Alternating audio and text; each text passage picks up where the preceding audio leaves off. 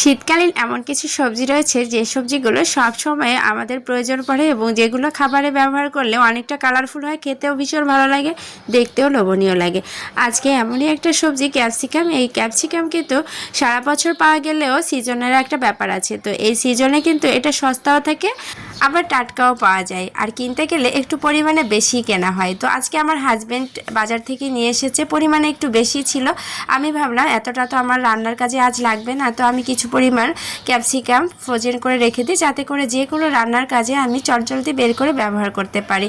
তো যেভাবে সেই কাজ। এই তো আমি কিছু পরিমাণ ক্যাপসিকাম ধুয়ে পরিষ্কার করে পানি ঝরা দিয়ে নিচ্ছি। আর পানি ঝরা দেওয়া হয়ে গেলে এগুলোকে আমি কিউব করে প্রথমে কেটে নিব। নিজের ইচ্ছে মতো কাটা যায়, তবে কিউব করে কেটে নিলে এটা নুডলসের সাথে বিশেষ করে রান্নাতে দিলে বেশ ভালো লাগে। আমি বেশিরভাগ নুডলসে এভাবেই দিয়ে থাকি, আবার লম্বা করে দিলেও ওটাও ভালো লাগে। তবে এটা বাচ্চারা কাঁটা চামচ দিয়ে নিয়ে খেতে বেশ পছন্দ করে বলে আমি কিউব করে দিচ্ছি। এক এক সময় এক একভাবে ব্যবহার করা হয় রান্নাতে। তো আমি প্রথমে দুইভাবে দেখিয়ে দিব আপনাদের। আমি যেহেতু আজকে দুইটা প্রসেসিংয়ে এই ক্যাপসিকামগুলো ফ্রোজেন করে রাখবো, তো সেইভাবে আপনাদের সাথে শেয়ার করব।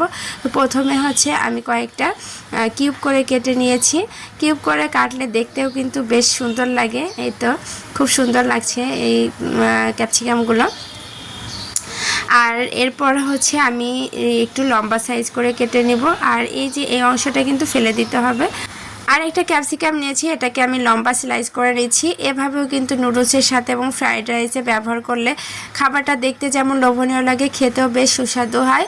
আর শুধু তো এই ক্যাপসিকাম দিলে হবে না, এর সাথে অবশ্যই রেড কালার, ইয়েলো কালার ব্যবহার করতে পারেন। না হলে একটু গাজর দিয়েও কিন্তু আমরা র্যামডাম রান্না করে থাকি, সেটাও দেখতে বেশ লোভনীয় লাগে, একটু লাল একটু সবুজ।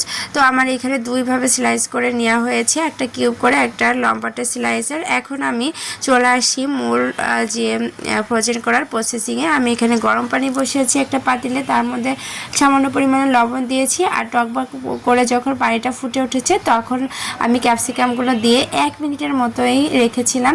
তারপর এটাকে এই যে ছাঁকনি দিয়ে তুলে নিচ্ছি, পানিটা ঝরিয়ে তারপর তুলে রাখবো। আর এই যে যেগুলো লম্বা স্লাইস করে রেখেছিলাম এগুলো আমি ফার্স্টবারের মতো ট্রাই করছি, তেলে ভেজে। এটা আর পানিতে দেইনি, সব সময় একই রকমের তো ফ্রোজেন করি, আজকে একটু ভিন্নভাবে প্রসেসিং করলাম যে এটা আসলে কেমন হয়।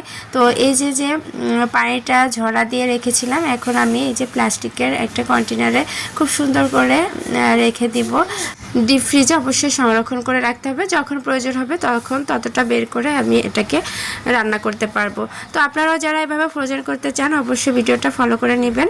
তো সবাই ভালো থাকবেন, ধন্যবাদ সবাইকে।